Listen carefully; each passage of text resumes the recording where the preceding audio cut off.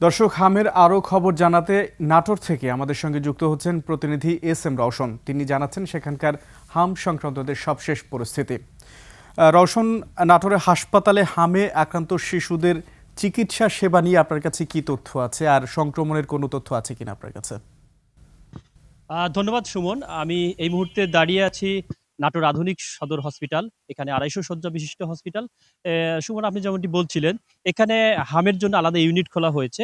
গত জানুয়ারি থেকে আজ পর্যন্ত নাটোর আধুনিক সদর হসপিটালে ১৮৪টি শিশু হামের লক্ষণ নিয়ে ভর্তি হয়েছে এবং পরবর্তীতে জানা যায় যে পরীক্ষা-নিরীক্ষা করার পর ১৫টা শিশু হামে আক্রান্ত এবং ১৫টা শিশুর মধ্যে শুধুমাত্র আজকেই ভর্তি হয়েছে ২ জন শিশু এবং আজ পর্যন্ত হাম ইউনিটে নাটোর আধুনিক সদর হসপিটালের স্পেশাল ইউনিট যেটি খোলা হয়েছে, সেখানে ৯টি শিশু ভর্তি রয়েছে এবং এই ৯টি শিশুর মধ্যে রয়েছে ৬টি মেয়ে শিশু এবং ৩টি রয়েছে হচ্ছে পুরুষ শিশু।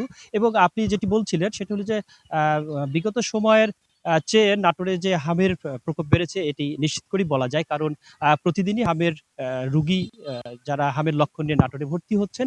এবং আপনাকে আরো একটি তথ্য জানিয়ে রাখি, সেটি হলো যে নাটোরের সরকার সর্বশেষ যখন হামের প্রতিষেধক টিকা দেওয়া শুরু করেছে, সেদিন থেকে আজ পর্যন্ত নাটোরে এ পর্যন্ত ১৮,২০০ শিশুকে হামের টিকা প্রদান করা হয়েছে।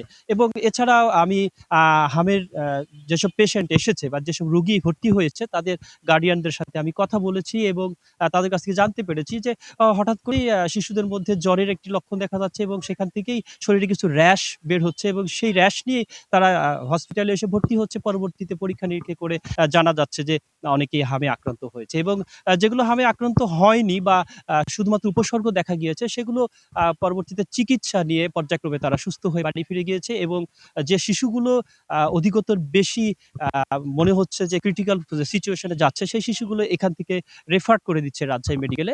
সেখানে পরবর্তীতে রাজশাহী মেডিকেলে সেখানে চিকিৎসা নিয়ে তারা পরবর্তীতে ফিরে যাচ্ছেন। তো এই ছিল নাটোর নাটোর থেকে হামের সর্বশেষ অবস্থা, সুমন। রওশন, আপনাকে ধন্যবাদ।